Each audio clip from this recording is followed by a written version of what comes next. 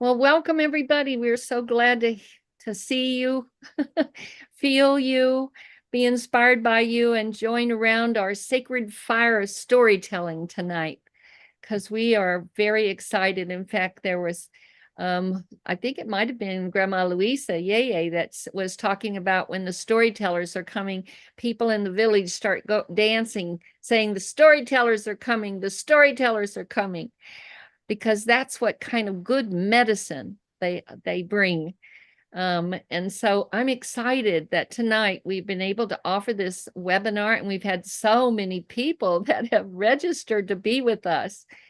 And I know that many of you might have also heard the mother's message that has gone out. If you haven't, you can go to our website at thefountain.earth and you can listen to her message, because the mother is telling us that she can no longer walk with these maladies that are in her and continue to be put into her, that she must take action. She must start to move in order to heal herself.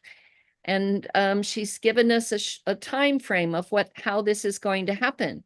She's given us the time frame that up until the summer solstice, she really needs us to be active in ourselves, in our communities. If we're listening to Mother Earth, respond to her and do what you can there where you live, first of all. If you can light up your own authenticity in a strong and bright way, that's going to be a response to, "Yes, Mother, I'm listening to you."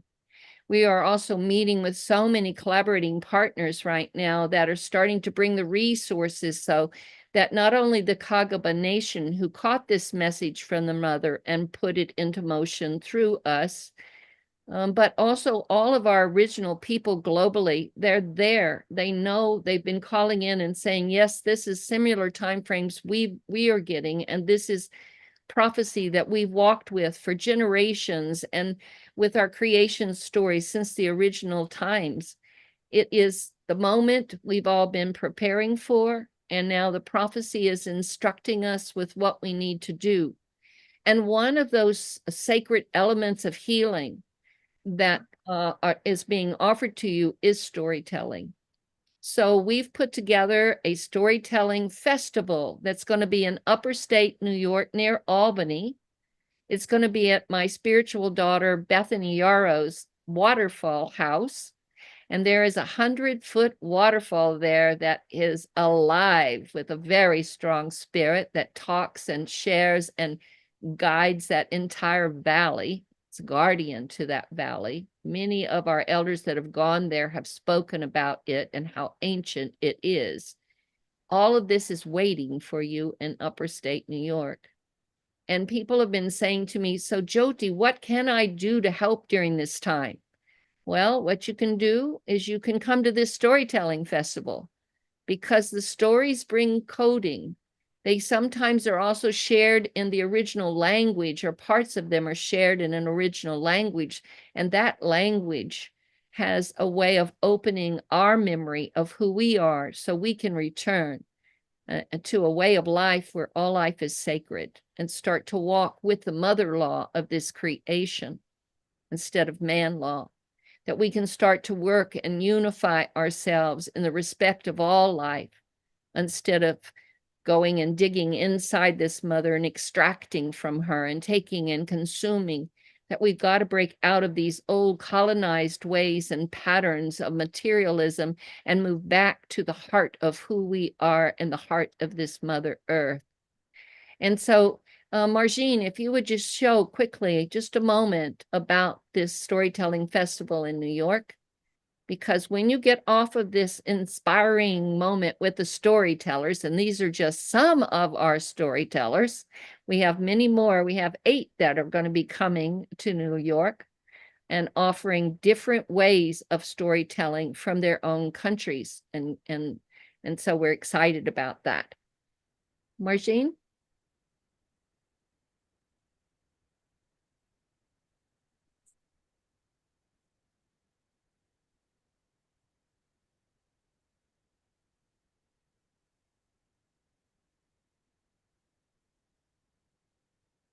Okay, I guess it's not ready, so we'll show it at the end. Well, let's show it. We can show it at the end. I just want to keep it. Oh, there it is. When you let go, it comes. So this is our storytelling festival, West Fulton, New York. This is the opening page, which when you go, and Marjean's going to put the link in the chat so that you can see. If you can't come to the storytelling festival, you can still donate or register, because we're going to have someone there that's going to be taking film of the storytellers. So if you can't come, you'll still get the medicine of this storytelling moment there. And I'm going to tell you another part of this story. And this is a little video where Luisah Teish, Grandma Luisah Teish, tells us why storytelling is so important in this moment of prophecy that we're standing in. So if you should go down to the program a little bit so they can see, these are some of the storytellers that are going to be there, some of which are on here tonight. And then you can also see the program itself. It's going to be full, very full. We're going to have a sacred fire, and we'll be there in the sacred territory of the Mohawk. And so they're going to be welcoming us in, and some of their youth are going to be participating in opening and welcoming us into territory, and also starting that sacred fire. And then after that, we will start into storytellers sharing from their own traditions, and we'll have music weaved in and out of everything. So if you just scroll down a little bit at a time, then people can get a glance at it, and you can go after the program and look deeper into it. And like I said, before you even think any further, this is a moment when we're trying to raise more funds for the Mother Earth delegation so that they can continue doing the work for healing this Mother Earth in their own homes and territories, and also to help them with global initiatives that they're all carrying. Thank you, Marjean.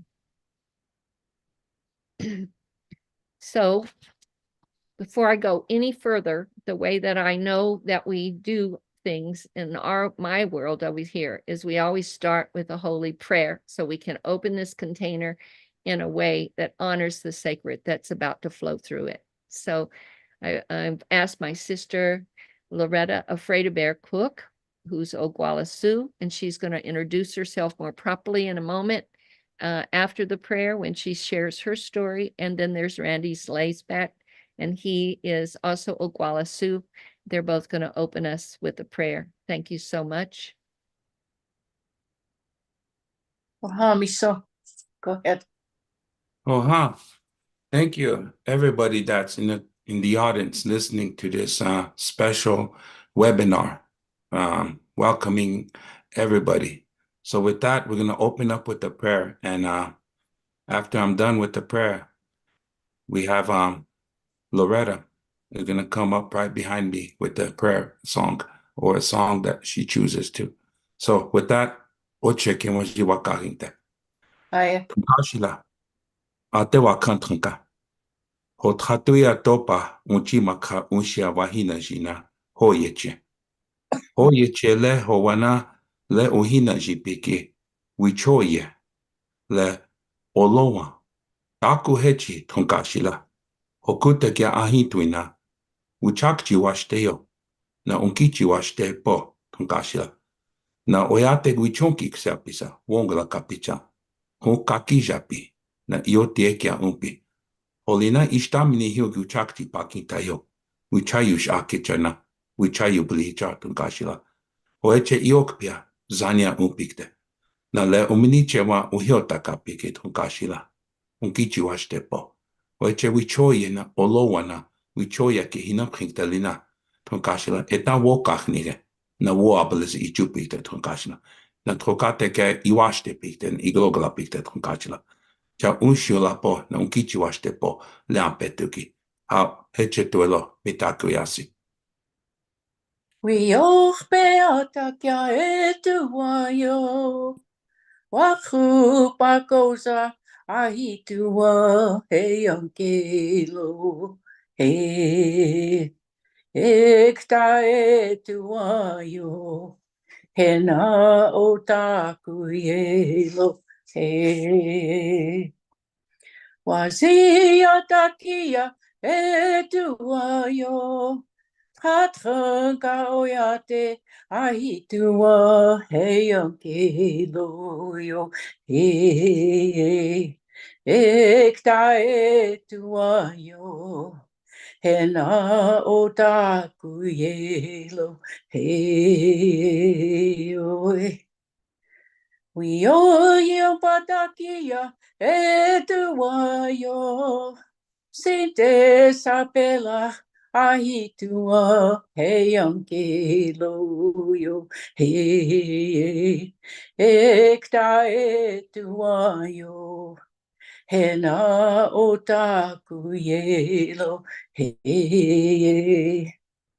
Ito kahatakia etuayo anukrasa ahitua heyankiloyo he ekta etuayo hena otaku yelo he Mahdiatakia etuayo Ate wakataka ahitua heyankiloyo he ekta etuayo he ate uyankiloyo he makatakia etuayo Uji anarukta heyankiloyo he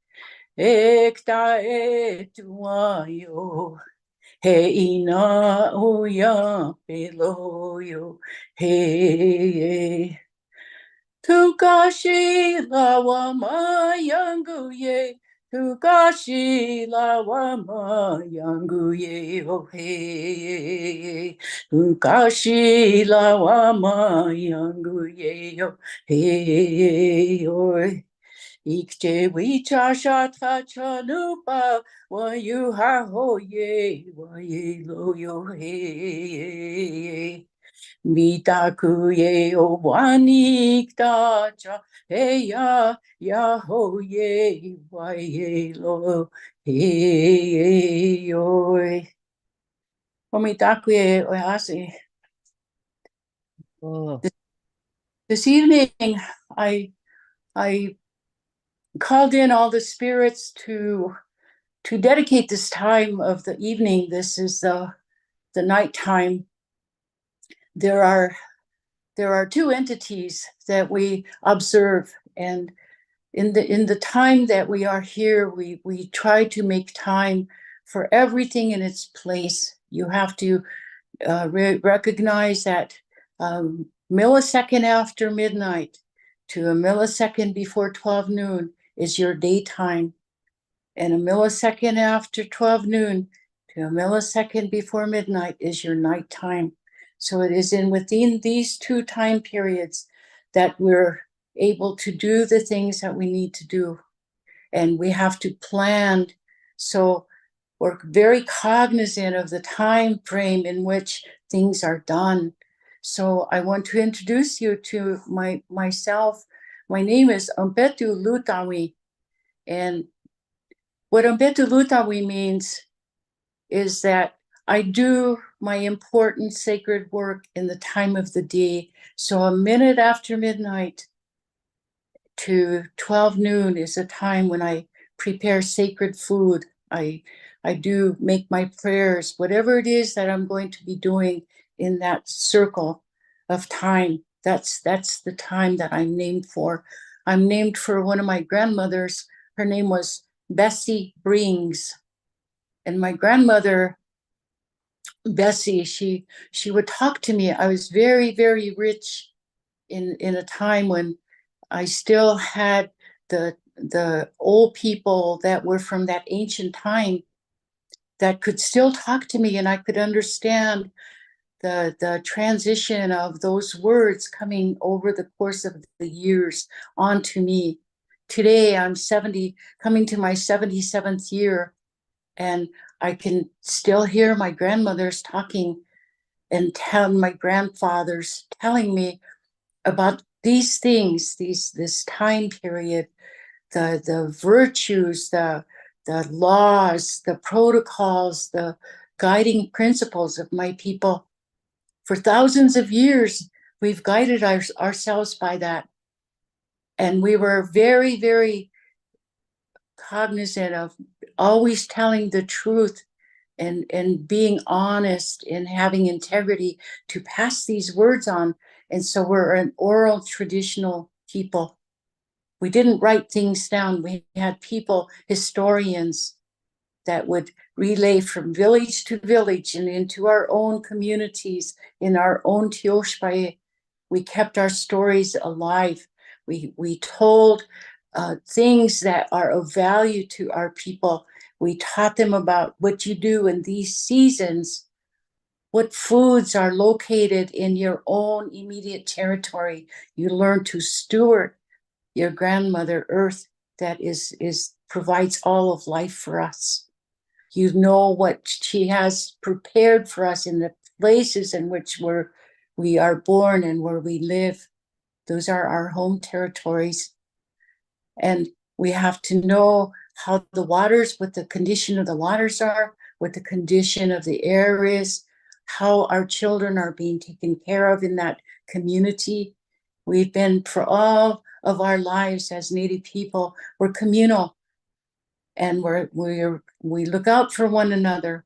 So if those of us have a little bit left over at the end of our day for something to offer and share, we're always willing to do that. So it is walking with those prayers every month of every part of this year. There are 13 moons that we honor. Our young women are revered and they're honored. They're like calendars, because they used to go out into the woods when they're on their sacred time, their moon time. They take them out away from the tribes so that they're so strong and so beautiful in their continents during this time.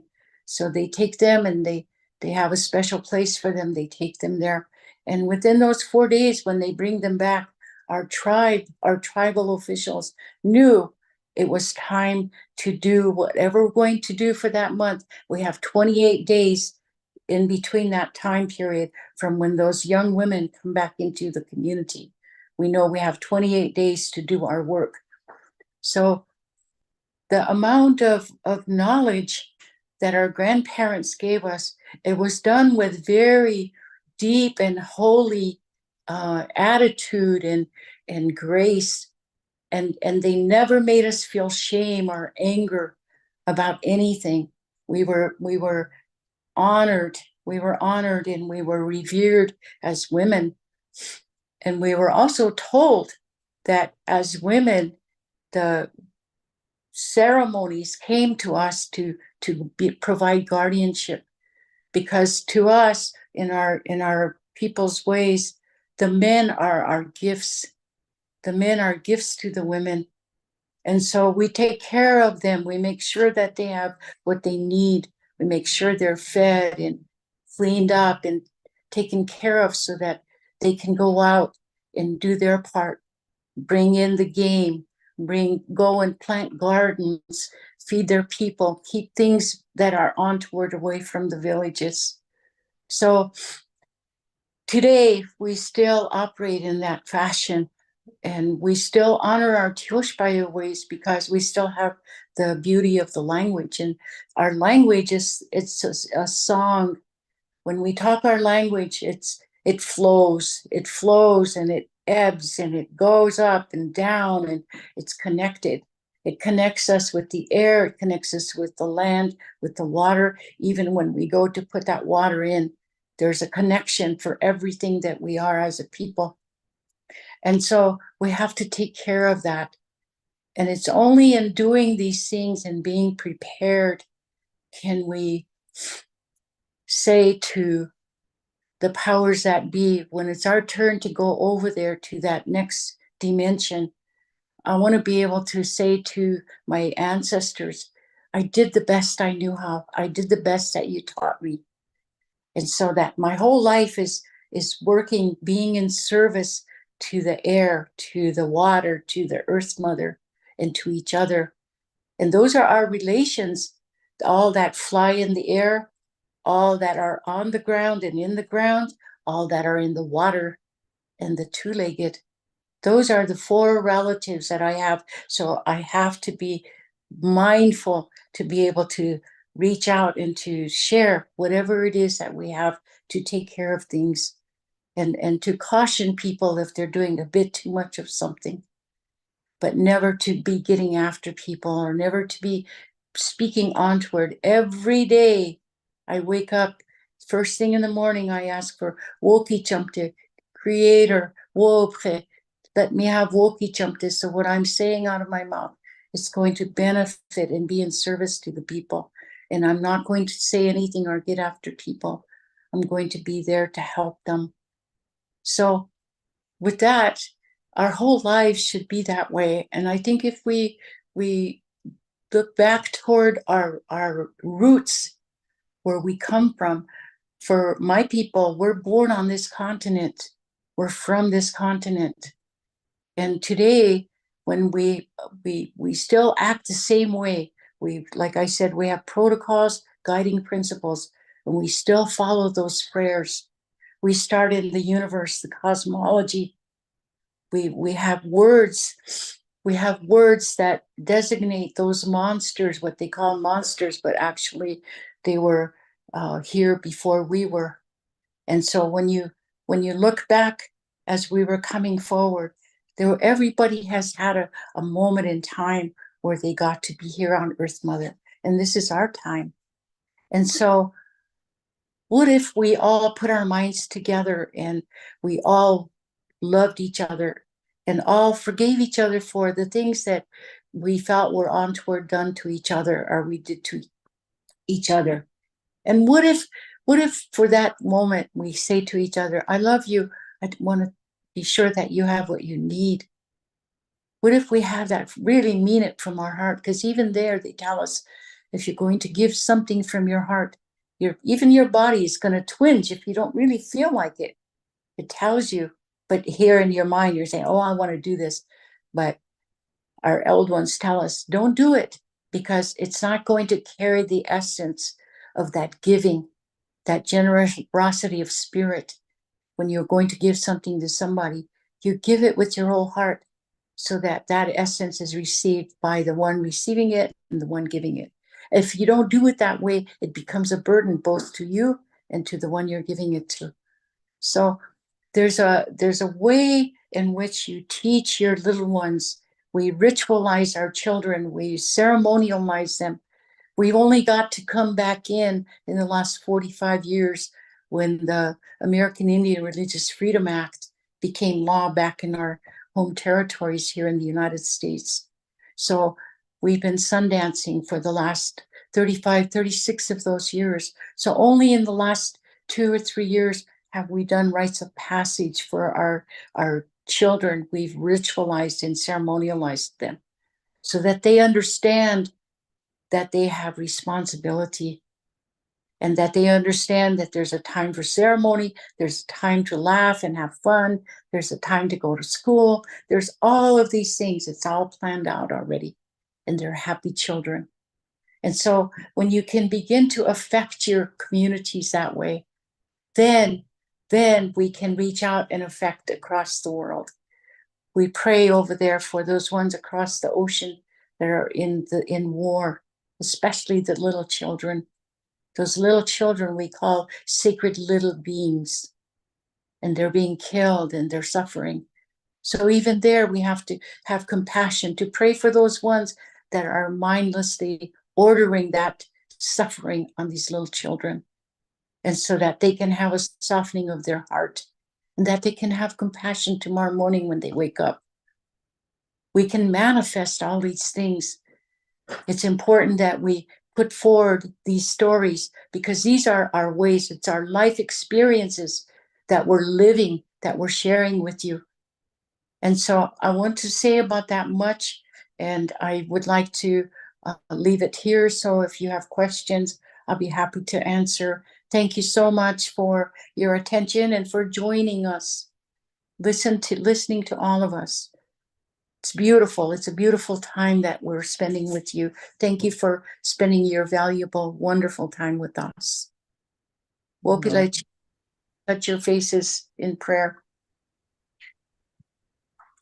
Oh, thank you, Sister Loretta. She's a little bit older than me, so she gets to be my older sister and tell me what to do.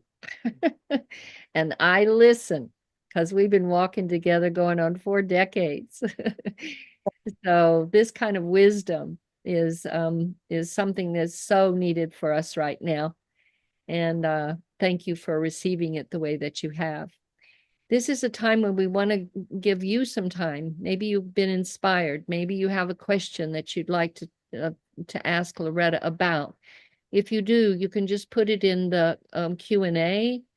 I'm trying to watch the chats. I'm a granny too, so I'm trying to pay attention to more than one place here.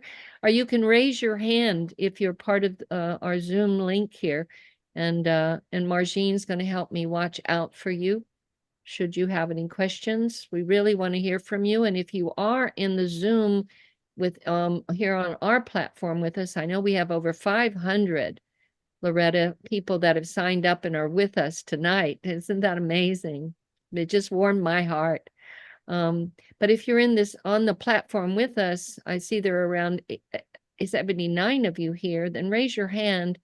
Marjean will try to keep a watch for you, and we can bring you up here. Or at least hear your question. Some of what they're saying over here, Grandmother Loretta, Shannon says your language is a song, each one of you an instrument in the symphony of humanity. Thank you, Loretta, for this new awareness. Lots of thank you. My heart is singing. Powerful medicine, Grandmother Loretta. Thank you so much for your generous gift. Gratitude, all love and blessings from Boston. We are doing work for women in our community and would love to hear more about the sanctity of the moon time. If you have something more to share, that might be the question. And we have a raised hand too. So you want to touch on the moon time? I think that, like I said, our young women are revered as calendars. And they had a purposeful way to relay in a beautiful way when they would leave camp, and they had the women there the aunties took care of these young women, and so while they're out there, they have specific ways in which they lay, in which they're taken care of. So there's aunties there that feed them and take care of them for those days. So it's a way of teaching how your body is as a woman and coming into your time, and before inception, before you have a marriage coming up, or you're getting to that place in time where you're going to be stepping into family way. So the young women, they watched them very carefully. They didn't they kept their pulse on them, so that when they would go out, they took care of them. So it's a 4-day event. So those women who are in kindness and in cherish ways for these young women who are taking their time to be out there, they take care of them. And so it's the sisterhood, or the aunties, and the ones that tell you about life, the ones that chide you and make corrections with you when you step out of the way. There was always that element of auntyhood. That was our aunties are the ones that teach us about life. So they're called teasing and teaching aunties. Those are our brothers, sisters, our brothers, our brothers, our dad's brothers were our teaching and teasing uncles, and our mother's sisters were our mothers. And it's the uncle, my dad's sisters, that are my teasing and teaching aunties. That's where that comes in. And then my mother's brothers are my teasing and teaching uncles. So there again, the relationship changes, so that somebody that is responsible to teach you about life. So my uncle was a hunter, So he went out, he taught us how to use a gun and how to get wild game and how to do those things, how to clean it, how to cook it while you're out there, how to make fire, all of those kinds of things that I'm sure they share these things in camps today, but those were actually things that were taught to us as young women, as young men. So the I'm the oldest granddaughter on both sides of my family, both my mom and dad's side. So I was privileged to have access to all of this knowledge. And I'm so happy that I have it, because today in my Tioshpaye, Afraid of Bear American Horse Tioshpaye, we are ceremonializing our children. And so our little ones are now coming up to be big ones, and they're starting to teach each other and starting to do the prayers, laying down of the sacred food, making the sacred food, so I don't have to have such a hard time in my old age. It's really wonderful when you can see your little girls taking that responsibility and the little boys taking their responsibility. There's different ways of preparing their medicine bundles. It's all about preparing their medicine bundles, what they're going to carry for the rest of their lives. So the boys' side, the men, like Brother Randy is been our teacher for our young boys. And some of the things that have happened is that those boys got their eagle bone whistles, and we're working on getting them knives and their medicines and the eagle wing fan that's going to go into their medicine bundles, the things that they're going to use. Same thing with the girls. We do a program called Toss the Ball, and the young woman is, we teach them about being in charge of everything. They own the world. And so we teach these young ladies about the responsibility for taking care of Ujimaka, what this world that we're on. So we teach her about that with this ball. This ball becomes the world. And so she tosses it and brings it in to everybody in the four directions. And so it's engaging entire communities. So the young women have a very specific responsibility starting with that. And then they step into their young peoplehood, and then their womanhood, and then their elderhood. So all of those things, we're taking them by the years, age appropriate. We're teaching them as they understand what their responsibilities are. So it's an opportunity to teach them in a loving, kind way. Sometimes when you don't pay attention, when they need you and you don't pay attention, they grow up thinking that it's okay to do this and that, and it's not. There's a particular way you teach the young women and the young men, and you get the best possible teachers to teach these young people. When I tell our little grandsons, you follow your teacher, they follow Randy. Wherever Randy's going in that circle, that those little boys follow him. They listen to him when he talks to them. He tells them about life. So thank you. Thank you, sis. And that's going to lead us into Randy. So it's perfect.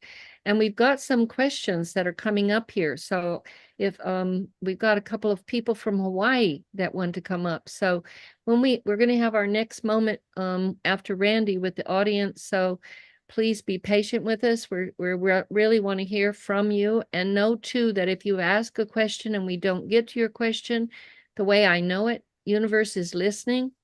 And there will come an answer to that question in the next time in front of you. So listen carefully. As the storytellers stir the medicine within. Randy, would you come and share with us one of your stories? I love listening to your stories. Hello. Good to see each and every one of you, especially with the delegates sitting here sharing stories, songs, and words of encouragement, because we all need words of encouragement to help us. The words are what we call life and strength, and that's what keeps us motivated, and that's what keeps us moving forward, because the life that we live in is struggle. We always strive to make ourselves better every single day. And my name is Randy Laisbat. I come from the Pine Ridge Indian Reservation in South Dakota. I'm an Oglala Sioux tribal member, and I come from the Zuya Ishna Kioshpai, from Atewayaki, from my dad's side. That's where I come from, Lone War. And what brings me here is what I've been taught and how I was raised by my parents. Because I know that when you look back in history, Tiwahe, families, Kioshpais, there's a gift bestowed upon them. And the gift that is bestowed upon this family is one to carry language, one to carry prayers, songs, or even stories. So that's why, which brings me here. I enjoy sitting down with older ones ever since the time I could remember when I look back in history. As a child, my mom and dad will always take us to these elders, and my dad will always say, come here. And he always says forward, tells me directly, sit right here and listen. Anakop tayo. Anakop them. And we're going to tell you this only one time. The reason why they meant that was because they wanted the language and the stories to continue on. They wanted someone to hold on to these stories, because these stories meant a lot to our people, because it talks about not only the past, it talks about the present day, and it talks about the future. What changes can we make? How can we make this world a better place? Even not only the world, but yourself, your family, everybody that's around you. How can you reach out to these people and awareness? By educating them. As you educate them, you use stories as well. Stories that talk about the past that we bring forward. And as we bring forward to this day and this moment, and as we tell these stories, our ancestors who have gone before us lived through them. And as you tell a story, they're sitting right here amongst us, and they're listening. They're listening to how they were told to them when they were small. And a lot of these stories that was bestowed upon me. And I'm very grateful. I'm grateful to hear these stories. And every time I tell these stories, it brings joy and it brings sorrow, because the older ones are not here today. But at least I was bestowed with this, a gift that I could cherish and that I could pass on to the younger generation. And with me being a school teacher, I teach the language, the Lakota language. I teach Lakota culture, and I teach Lakota history as well to elementary students. And as I come into these school systems, various schools that I work with, I sit down with the kids and I encourage them. And as I encourage these kids, I talk to them about their language. I talk to them about their culture and their history, because it belongs to them. Everything belongs to them, the future generation. And they are our future. And how can we pass this on and empower these children so they can hold on to that language? They know their identity of who they are. Because the life that we live in today is struggles. And it's all about identity, not only identity, but crisis that goes around, not only around the country, but around the world. Once we know ourselves, we know who we are. And this is where now we pass that on to the next generation. How we connect with the Creator Tunkashila in our language, and how we connect with Mother Earth, the earth that we live on, and how we connect with what we call the four Hatuyatopa, the four winds. Everything that's around us, all the elements, with our language, we bring everything together. We close it in harmony, and we balance everything out. And through stories, we reach out in depth. We open it up a little bit more, and we dissect life itself. And this is how we teach life. Stories that are being passed on. Like one of the stories that are being passed on to me is, which I told several times here on this delegation. And to children at school level. It is a story about what we call the bear, a little bear, and the weasel, and how they came together. Even though they came from different species, they were not the same. But what you have to look at this story as it unfolds, it talks about the inner being, how one can unite two people. And as you unite two people together, it becomes one. And that's how the Creator wants us to be. You reach out to the inner being. And as you touch that inner being, this is where the healing starts. You heal that inner being. And as you heal that inner being, you planted a seed. And the seed will eventually grow. And this is how we connect with creation. So once you connect it with creation, every year when spring comes and rain comes down on the ground, you see flowers. Flowers come out. And as this flower comes out and as it blooms, the Creator teaches you and tells you that whoever we lost in the past and those generations that are coming, they're alive. You nurture them. You give them life through your prayers and through your belief. And this is how we connect with people using stories.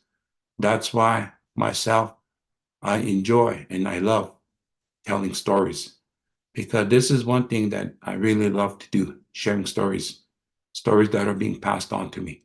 Not only the story of the bear and the weasel, but you have like the ring that was bestowed upon Elderman, and how this ring was put upon his hand, that it came from the bone of a deer, because then you connect it to other stories, what we call the cottonwood tree, Wahacham, and how these trees hibernate during the wintertime and the leaves fall off. And why do they fall off? And how they bloom back up again. And as you tell these stories, and as it unfolds again, it teaches you the true meaning, what we are trying to accomplish, that bring people together. And how can we bring people together is being you. You always have to be yourself. You can't be no one. Being yourself is the only way you can reach out to people and talk to them. And you make that connection. As you connect with that person, you touch that person. And that's the only way that healing will start. And you can go side by side and move forward. Because no matter where everybody's at around the world, that prayer will always go just like that. In a millisecond, it'll reach that person and you'll touch that person. Because the Creator will always be there. Because the Creator is always in us. But we always search the Creator in different areas. And all that time, the Creator was inside us, but we always look for the Creator in different areas. We look for the Creator in buildings here, but the Creator always tells us, I'm always with you, inside you. And in order for them to understand, use your language. And as you use your language and you use the stories that were taught to you, those stories that meant something valuable, then you touch them. And as you touch them, the Creator is the one that's doing its job now. It's reaching out to the people and bringing all the people together. So with that, I enjoy coming here and sharing stories all the time. And like Jyoti said, and all the delegates that shared everything, that storytelling is coming up. And I would love to be there and talk about this story even more, the story of the bear and the weasel. Because the stories, once it starts, it takes about 45 to 1 hour, because it goes into details where you have to stop and explain it. You dissect it and you bring it back. And as you move forward again, that's the only way that you can have people understand. And using your language, as you use your language, then bring it back into English, vice versa. The story unfolds and you bring that understanding to the people. That's why I will enjoy And I love to come down to the storytelling festival and share that story with you, the story of the bear and the weasel and how it was passed on to me. Because I know a lot of these stories were passed on in various ways. How it was told, it depends on the storyteller. There are different versions because we come from families. We come from different extended families. And it tells about how the story changes, how the way of life was shared. And in order for us to fill that gap to present day, we use stories. Stories are the one that talk about the past. And once we bring it here and we tell it, well, you know who we are as Oglala, Lakota Oyate. And that's how we share our life with you. So you'll have a better understanding of who we are as Lakota Oyate. So with that, thank you. Wopila. Thank you. Oh, thank you, Randy. And that's what getting me excited, about the storytellers are coming, because we're going to have fires set up during after we finish our long day of storytelling, have a little dinner and take care of our tummies.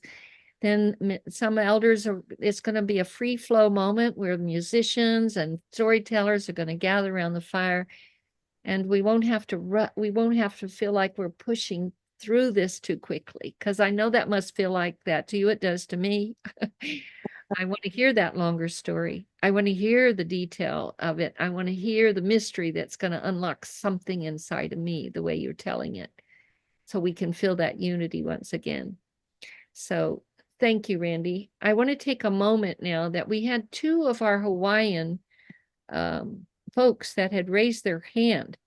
And I wanted to see if we could bring them up here in this quick moment. We have to be mindful of our time because we have such a short period of time. We're giving you a taste, a divine taste, if you will. But maybe they're not around anymore. They're here, Jyoti. I can see them. Kaliko Lehua Kana Ele is still waiting. Okay. Margine, can you bring her up? Yes, they're coming, but there is Suzanne Chana Kenley, who raised her hand a while ago, and she's in a panel, and maybe she has a question. Okay. Go ahead. Me? Yes, Okay. Susan. I didn't know I raised my hand, but I do have a question. Okay. So I come from tradition that doesn't have stories. I come from culture that doesn't have stories.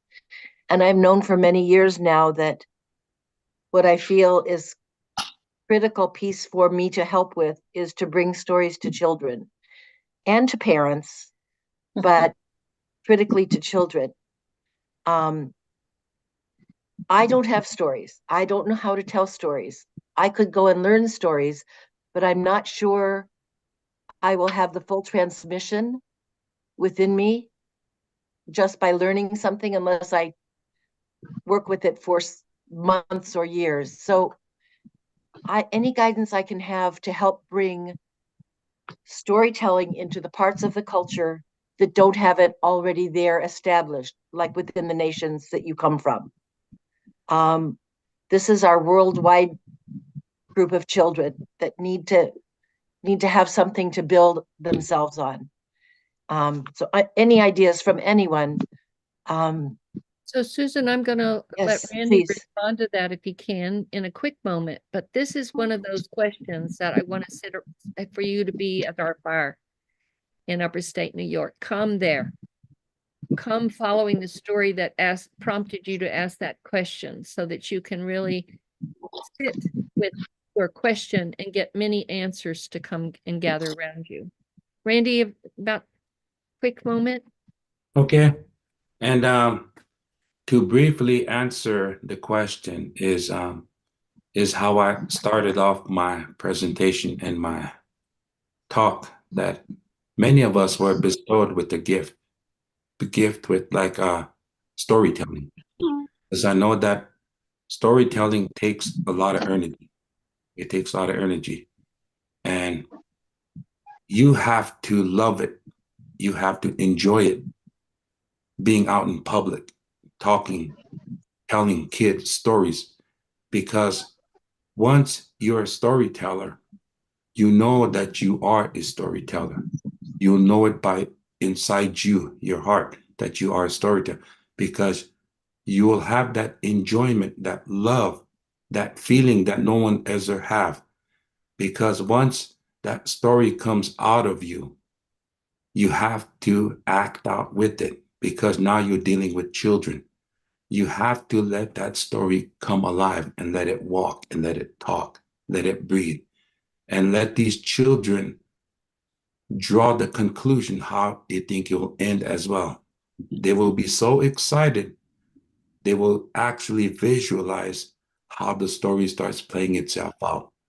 And that's one thing that I like to just pass that on to you. But I encourage you to listen to all Indigenous people, all the stories that were passed on, and how they shared their stories, and listen to them. Because when we tell our stories, once we tell it to whoever it is, we pass that story on to you, and the story belongs to you now. That's how we share our stories. So the story that you get, and once you retell it, always remember, because in our culture we said, we choya kelina wakha. These stories are sacred. And as you retell it, it's going to change. It's going to change with the audience, because you're reaching out to individuals, children, middle-aged, elders. So the story will change by itself, because it's the creator is the one that's working through you, helping the people to make that balance their life and live in harmony. Thank you, Randy. So we just got about 1 minute, and I don't want that to feel the wrong way. So please excuse me. I mean, no disrespect, but I do want to honor the women that came from Hawaii. Men. And there's it looks like Tuin Manua Alia Tapu'u Nui Oiva, Polynesian men. Oh, wonderful to have you here with us. Kia ora, aloha, how are you? I'm from a little tiny island called Inuamanu. It's mostly just about halfway down the equator in South Pacific Island nations. I'm a paramount chief in my own tikanga rights, and also a high priest that binds our people back together. When you talk about binding our people, it takes not only energy, the spiritual guidance that you have within the actual development of our sacredness within God Almighty, Yo Matuenui. He's given us a timeline to come together, a choice that you made in that selection when you were in the spiritual world. But now today we're trying to actually come together as one people. And I can see it's happening. I'm the one that actually pressed the button for the vibrations of the monarchy of your Pacifica, for the people, Ariki chiefs, to realize that time is up. Come together. Not only the strife of governmental issues, that's not an issue. That's just a bypass of our timeline. What we're about to experience is a massive gathering of the people. Awakirunga, Awaikiroa, which is you, North and South America. Awaikipamama, which is South Africa. Awaikiraro, which is New Zealand and Australia. And the voice is saying, the time is up. Karere te manu, itona tauranga, means he's coming back to his laying path. I thank you, and I'd like to invite you guys to our ceremonial coming together. It's in June this year. I think Brother Kanahere from Hawaii have that timeline. And the last treaty, peace treaty, will be signed in Australia. I think it's the first time I have the opportunity to talk to you, brothers and sisters. Does not matter with your white, black, blue. You're all the same in His Wakaru, in God Almighty's DNA. It's correct. He is already in us. Just a matter of activating the respect between a koro wahine and a koro tane. Wahine is the output source of our whare, which is our house, and our livelihood, and everything that we do is from our women, our mamas, our tupunas. They are the forebearer of Mother Earth. They will always be on our shoulders, in our heart forever. Does not matter where you come from, because you have a role in this creation.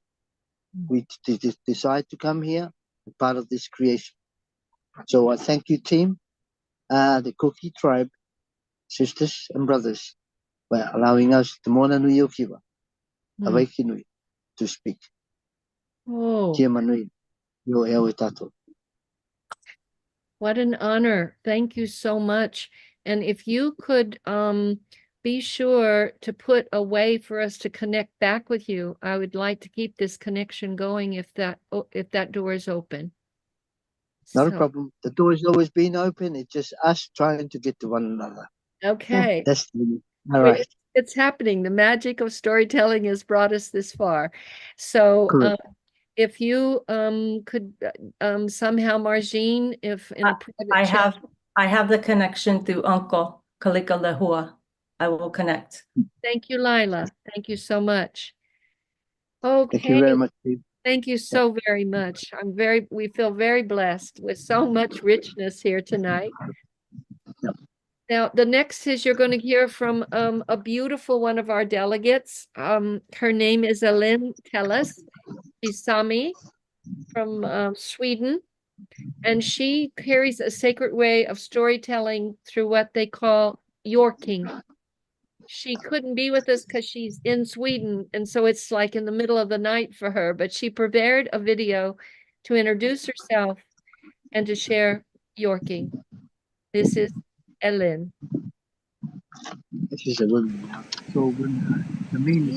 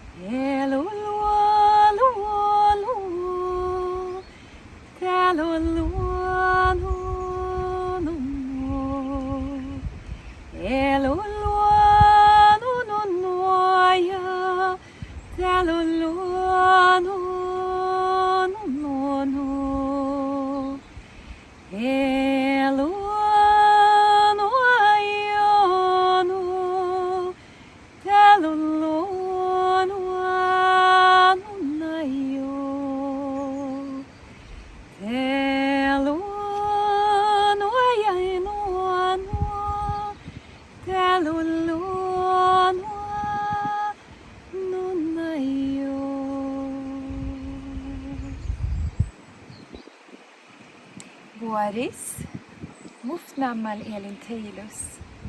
Hello everyone, my name is Elin Teilus, and I am of the indigenous people here in up far north in Scandinavia.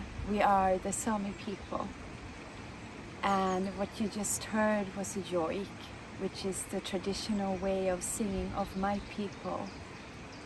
And joiking is a way of telling stories, and when we joik something, we tell that person or that animal or that land or that memory, and that becomes alive with us. I remember my father, he told us a lot of stories when I was a kid, and I believe that that has helped me to preserve the way of dreaming and imagining new worlds and ways of living, and also to remember the old ways of living, and then you can merge them into new stories. And the remembrance of who we are as humans for real, as we are connected to nature and as we are nature. There the stories can be such a beautiful way of remembering that. And we had the chance to come together and share that experience of stories together. And that is also unifying and so beautiful. And I am so happy to have been brought up with all these stories. And now I'm looking so much forward to come to you and to listen to stories that I have never heard before, and also to share my people's stories. And I also believe in these times that if we can come together and listen and share the stories, we can also empower one another in a beautiful way, where we can feel the real strength of life and the people who has gone before us, and unite that with the now and also the future for the generations to come. I am looking forward to share the stories and the joys of my people, so you will get to know the ways of the North, and to share the stories of the reindeers and the midnight sun and the northern lights and the snow, of course, and the lands of my people with the deep mires and the mighty mountains and the lakes and the cold wells. And I hope to bring a sense of that to you, and also to share the joy that is so close to my heart. And you will be hearing joys of the different animals of the North, as of the reindeer, of course, and of the people maybe that are not here in a physical form now, but you will get to know them as the reindeer herders and the people of the land where I come from. And I am also so looking forward to hear the stories of the different parts of the world coming together in this festival. And now I want to share a joy of one of my elders. His name was Nils Henrik, and he was a reindeer herder, and he loved his reindeers, and he said, "When the reindeers are fine, I am also good and fine."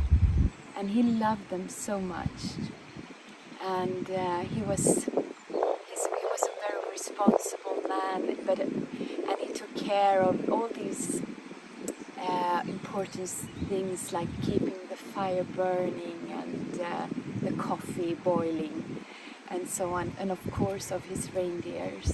And he was also like a child at heart.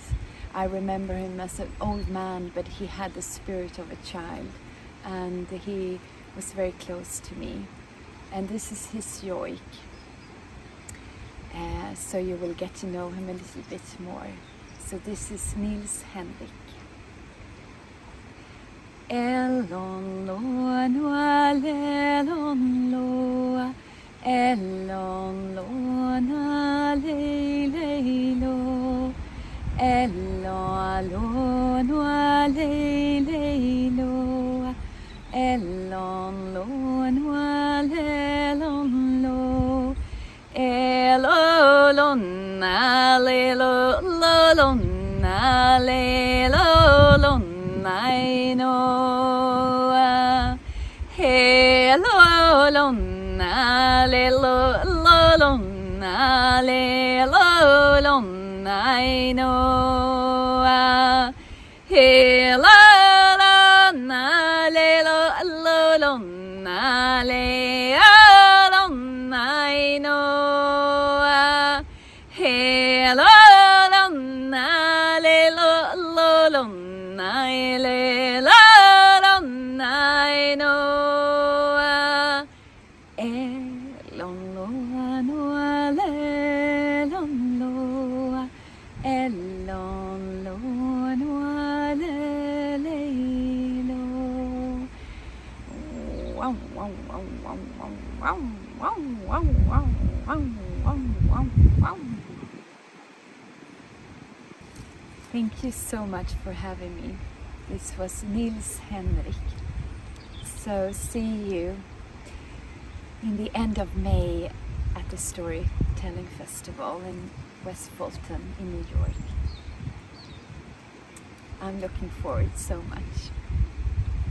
Voinalip. The richness of story.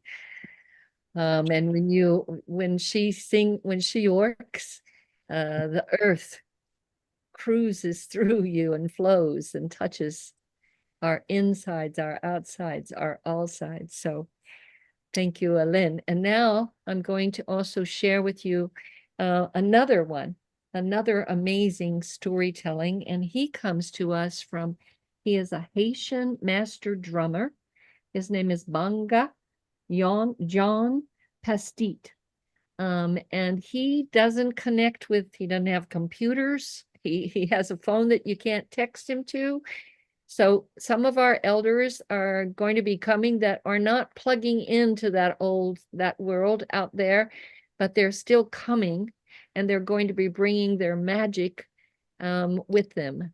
And so we wanted to show you, give you a little taste of him. So first, you're going to be coming to the waterfall house where this sacred waterfall lives. And he is a very dear friend of Bethany Yara, whose home we'll be going into. She caretakes this beautiful place and offers it constantly to everyone, and holds really strong and beautiful ceremony and prayer there. So her daughter is interviewing, she's a teenager, and she's interviewing Bonga as his daughter sits in his lap. And it's all about trees.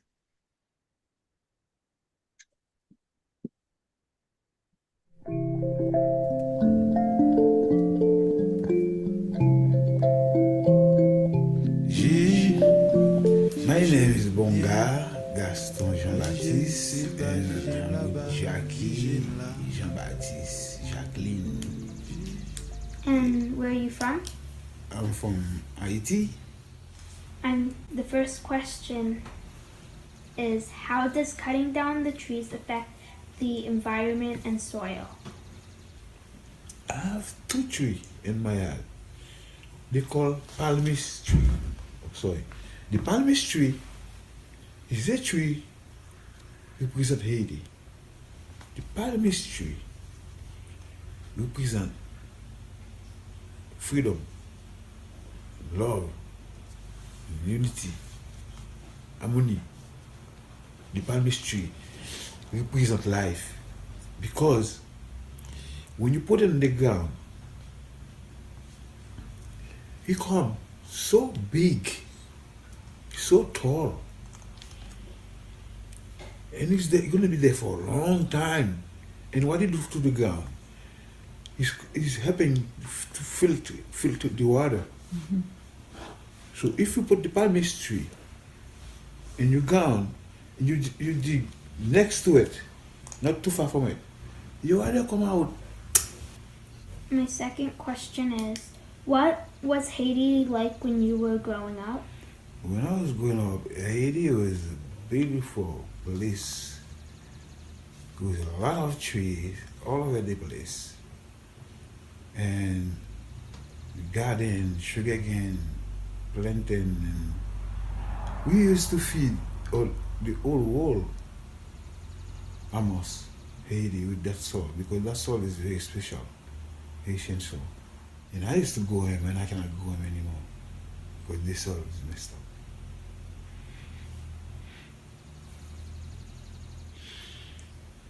It's painful when you cut the tree down. You take life for a lot of things. No place for the bed to go.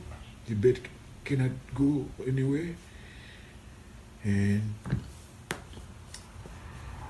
you can have shade. Everything is dry. It's like a desert, and it was not like that in my growing up. Why? Religious purposes come to say what we do with the tree is evil. The tree have to come down.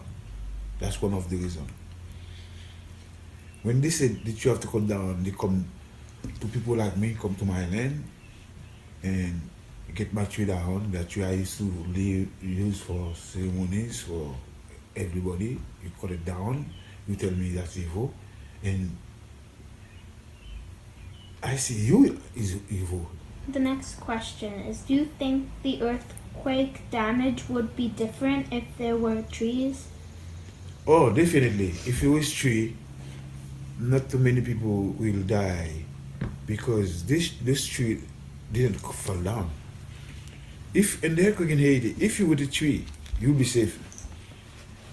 But if you're inside the building, you're not safe. You see how tree important? You're inside a building, for sure you have chance to die. It can collapse on you. You will be behind the tree is dancing with you in the earthquake. The tree not falling. So of course, if it was no more tree down there, it was not too many people who die. And that example is very clear. I don't live too far from Port-au-Prince. I didn't have too many people in my area dying. I have so many tragedies like Port-au-Prince. Because Port-au-Prince have no tree. Port-au-Prince have a building. Where I am, I have some tree. Especially the traditional people who have little house with tree around. These people have no problem. Little house with a lot of tree around, no problem. But you cut the tree down, you got the big building, earthquake come now. What you gonna tell me? You safe with the building or you safe with the tree? Now you gotta choose. I hope things will flip different way. Not the way we doing it right now. The way we're doing it right now is not working. If you don't care about tree, nothing is gonna work. Thank you. You're welcome.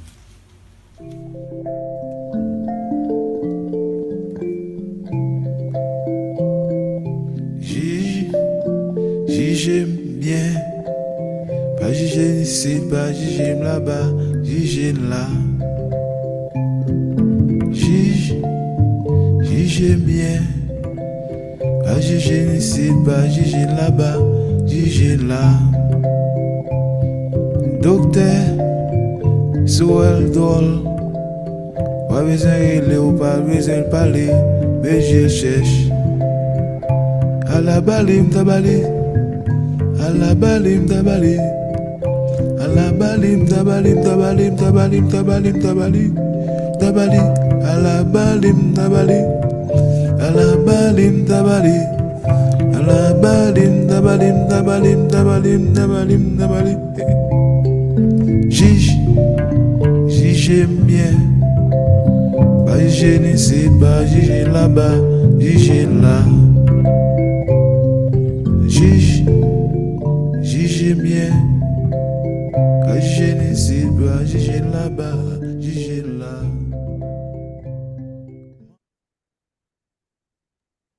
Oh, and I'm going to tease you with his drumming because the drum comes alive. The spirit of this drum and the way it moves through him will enrich you, awaken you, open you, and make you strong.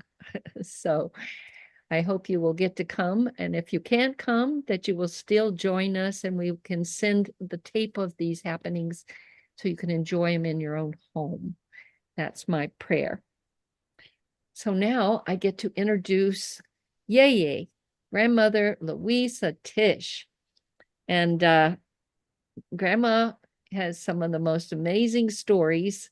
And what's, I guess, I keep saying this and repeating myself, Luisah, because I'm struggling inside because I want to hear the whole story, not just a little taste of that story. So I just, we're just trying to do the best we can to give you dessert before dinner, I guess. Grandmother Luisah Teish, would you introduce yourself and bring us that story? Well, I know that earlier Margine rolled a section where I have a recording of talking about the importance of story. Can we roll that? It's only a few minutes, and then I have a story to share with you. Yes. I think I said it succinctly there. Yeah, I'm working on it. I don't know. My computer just freeze a little bit. Sorry. Yeah, I know the computers. There's a little clown inside of my computer who doesn't understand that I don't get the joke. I don't get the joke. It acts crazy at exactly the wrong time. Okay. Funire da olofi, funire da, funire da supa, funire da, funire da ile, funire da, funire da emi. Funireda. I ask for good fortune from the sun. I ask for good fortune from the moon. I ask for good fortune from the earth and good fortune from other human beings.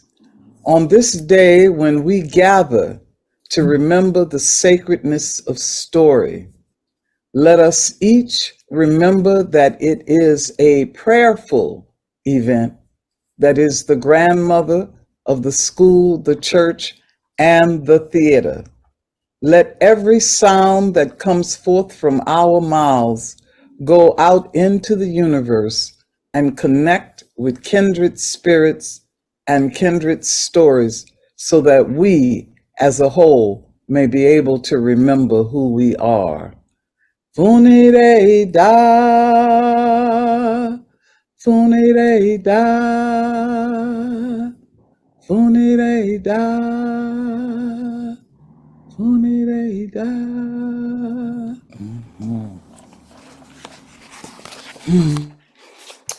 Whoa.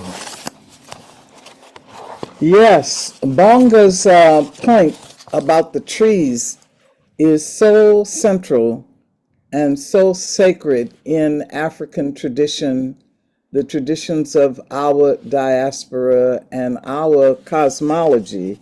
And so he inspired me to read to you the story of one of our deities who lives in the forest. This is from my newest work, A Calabash of Cowries, Ancient Wisdom for Modern Times, and it's called Ochosi's Arrow. When we are in harmony with nature, everything seems to go our way. When things go wrong, we look for someone or something to blame besides ourselves. This is a story of self-sabotage. Ochosi was the finest, leanest young man you'd ever want to meet. Blood-filled veins ran just beneath the pecan-colored skin of his long, muscular arms and flowed into his nimble, slender fingers.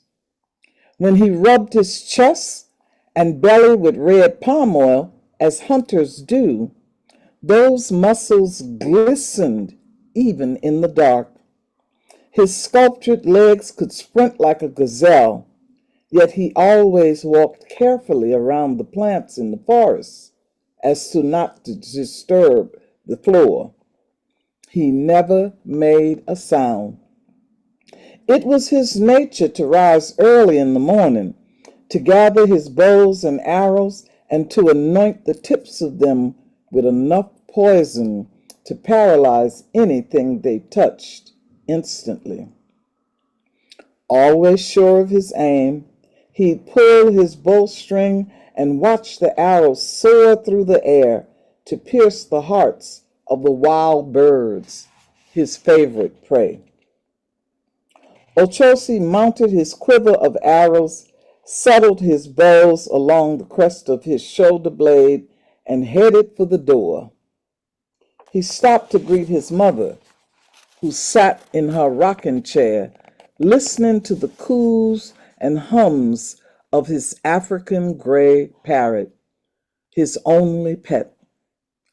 "Alafia, mother," he smiled as he kissed her on the forehead. "Alafia, my son," she responded. "Be careful in the forest this morning, son." He chuckled a bit. "Don't worry, Mom. The forest and I are friends, remember?"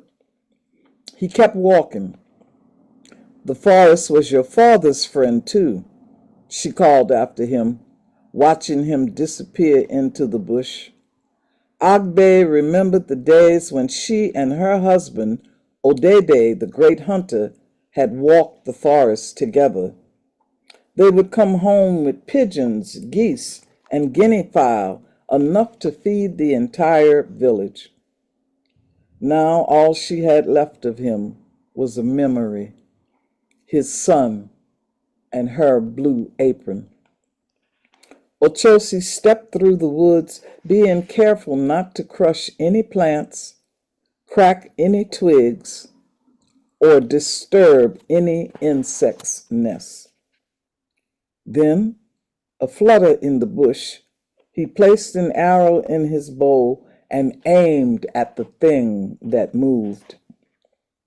That afternoon, he shot a duck, a hen, a fat goose, and a pigeon, and he brought them all home for his mother to cook. Just like every day, he gave a bit of grain to his only pet as he walked past his mother's house into the house.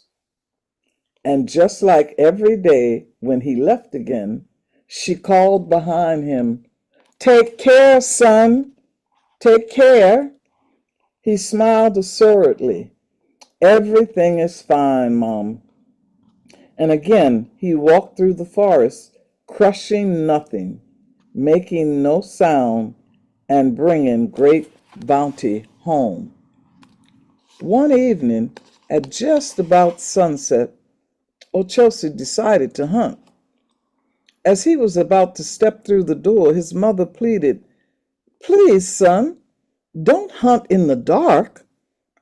Ochosi simply kissed her on the forehead. As he scurried toward the door, his parrot called out, "Beware! Take care! Beware! Take care! Beware!" On that evening, when Ochosi entered the bush, a twig snapped and a plant cried beneath his feet. Before the always silent hunter could register the strangeness, before he could figure out what it was, something shiny rustled in the bush.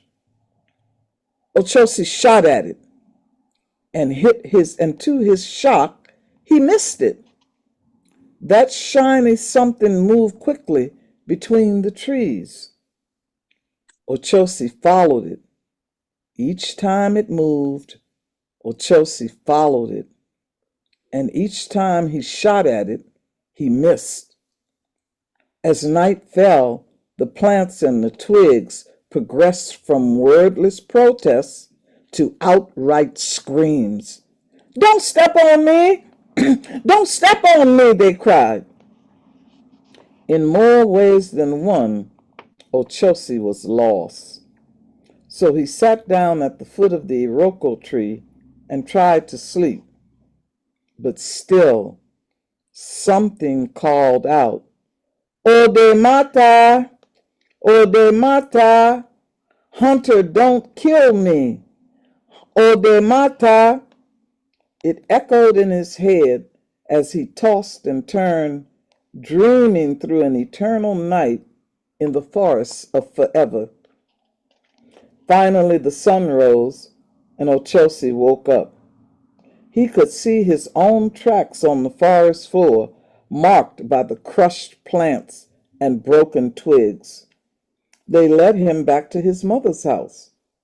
But when he arrived, he found her rocking chair empty and parrot feathers all over the floor. He raced through every room asking, "Where is my mother? Where is my parrot?" He ran through the house and into the backyard, where he found his mother sitting on a log with her head hanging down. "Mother, are you all right?" he asked. His voice startled her. She rose, blinked her eyes, and stared at him. "Oh, Chelsea, you're alive!" She moved toward him. "You've been gone so many nights, my son. I feared you were dead." He led her by the hand into the house. She moved slowly and seemed to have aged. Ochosi sat her down and kissed her on the forehead. With eyes lowered, he saw the feathers of his only pet scattered on the floor. "Where is my parrot?" The question filled the room. After a long silence, he answered himself, "A thief has stolen my bird." Agbe lowered her eyes and said, "Oh, yeah, something broke into the house while I was sleeping. Something was hungry and took your bird. I waited many nights for you," she said, almost apologetically, "but you never came." It outraged him that a thief had terrorized his mother and stolen his pet. So he picked up his bows and arrows and stomped through the forest, stepping on plants and twigs every time. Every time his feet hit the ground, he relished their cries. Ochosi dipped his arrow in the strongest poison he had and lifted it up to the sky. Then he commanded, "Let this arrow land in the heart of the one who killed my parrot. Ashe, Ashe, Ashe, oh, make it so, make it so." Once he let that arrow go, it penetrated the canopy, and the forest screamed, "Ode mata! Ode mata! Hunter, don't kill me! Ode mata!" Having released his anger and trusting his arrow had found its mark, Ochosi walked back to his house calmly. But when he arrived, he found his mother sitting in her rocking chair with an arrow in her heart. She'd feared the forest had taken him, just as it had taken Odede, his father, and it was she who had been so hungry for her son and her husband, so she sacrificed his parrot to feed her grief. These stories can really get you in the gut, especially when they come up in a divination for your own life. Walk carefully in the forest and walk humbly on your spiritual path. Ochosi ailo da baba boale.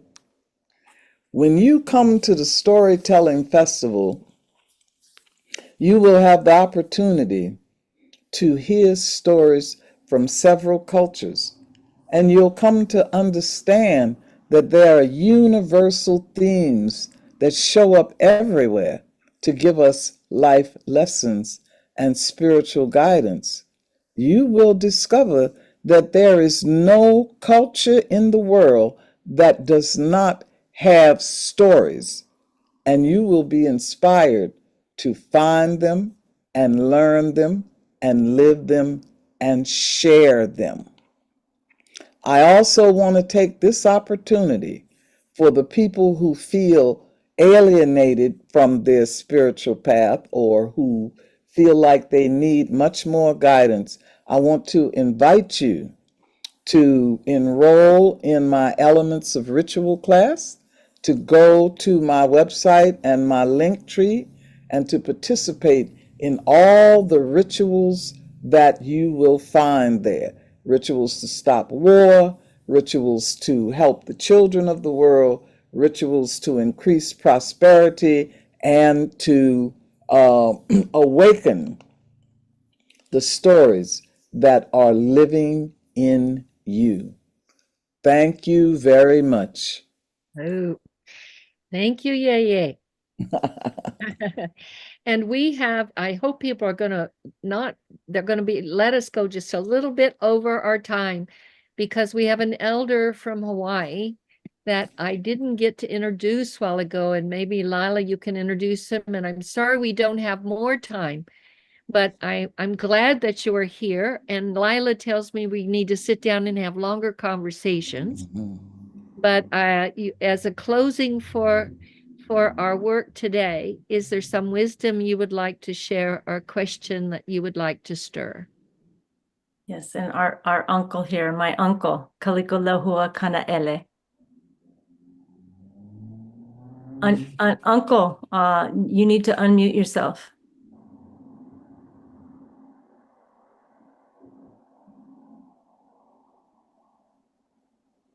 There you go. Yep. Well, aloha everybody. My name is Kaliko Lehua Kanaele. Born and raised on the Big Island of Hawaii. My story is all about the creation stories.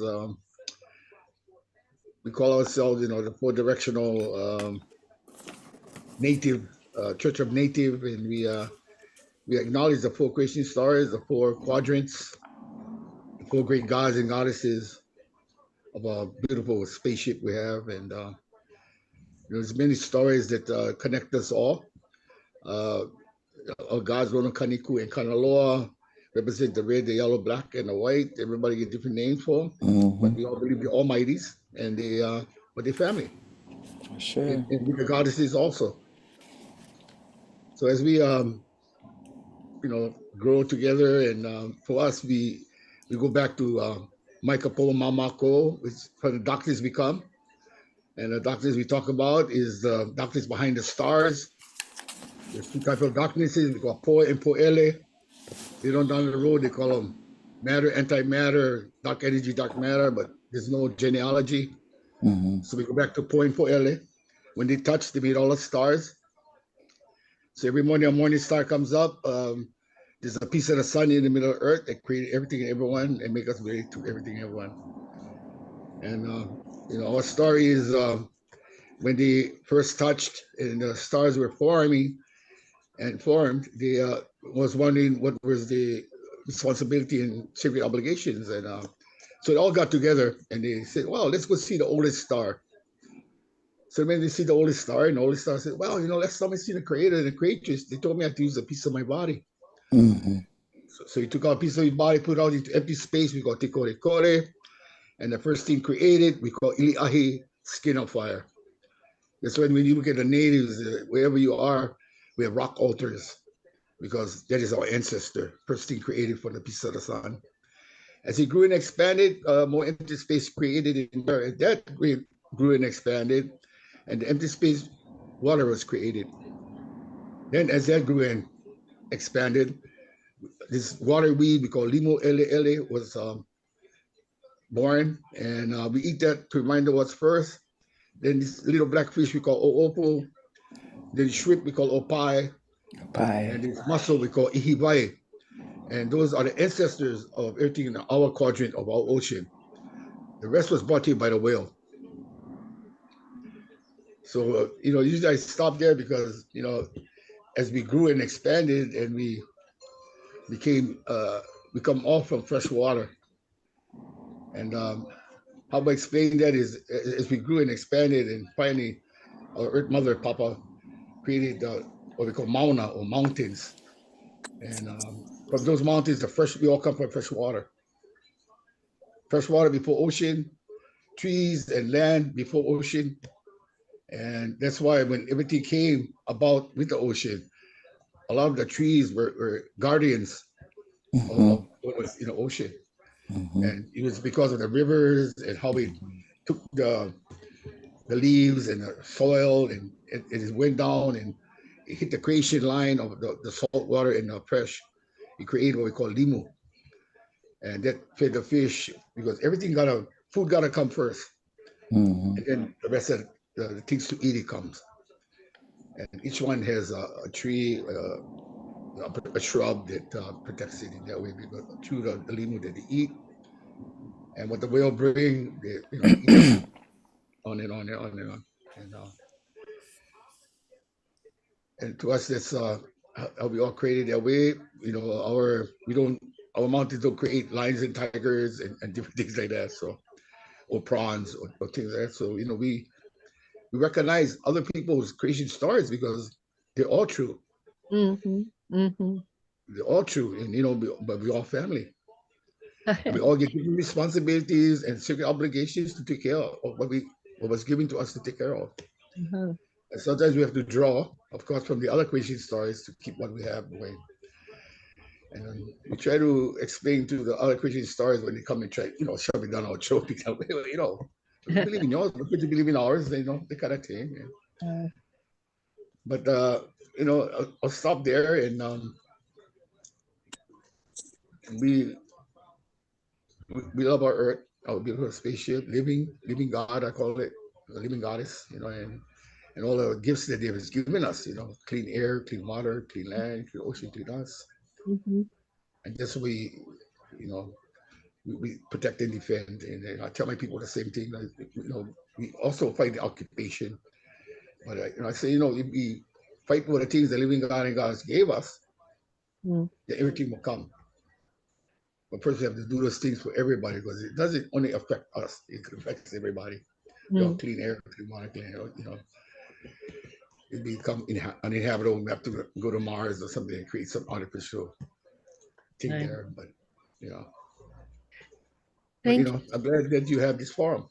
Thank you. And the Mother Earth delegation, what's popping up inside of me every third Saturday, it comes on and they share songs, prayers, whatever kind of is coming forward that will be a wisdom to help us know how to walk through these times, to pull from that wisdom of their peoples in that way.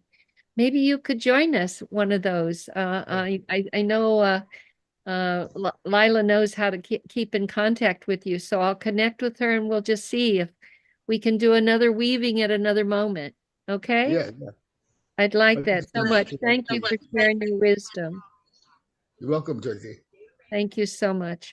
And now thank you all for joining us. I think Margine is going to put over here the link to where you can come join us in person. And I just want to make it clear because I saw one of the some information in the chat. This will not be we will not be live streaming the storytelling festival. We're going to take videos and we'll be sending them to you of the storytellers, so that you can partake in that part of the medicine that will be presented there. But if you can join us in live, bring your families, bring your kids. Let's all sit down as a family, a global family, unifying ourselves and our opening our hearts. And with that, Luisah, Yeye is going to close us with a sacred song, and may you take it into your sleep if you're about at that place to sleep, and may you wake with brightness if you're at another time of day where the sun is moved and the moon is out. Blessings to you all. Thank you, all of my storytellers, for gathering in this way and for all that you do and what you hold for all of us. You truly are carrying the medicine for our times. I hope we will listen. I want to say that years ago, when I had a Nigerian family living in my house, we would gather and tell stories, and then the elders would stand up and say, "Odabo," and walk out, right? And I thought, oh, what on earth does that mean? Odabo, oh, Odabo, oh, Odabo, oh, Odabo, oh. It means I may be walking out, but I am not leaving you.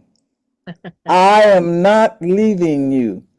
Odabo, oh, Odabo, oh, Odabo, oh, Odabo, oh. Blessings to you all as you fly in the 4 directions. Blessings to you, your families, and that sacred land you sit on. Thank you.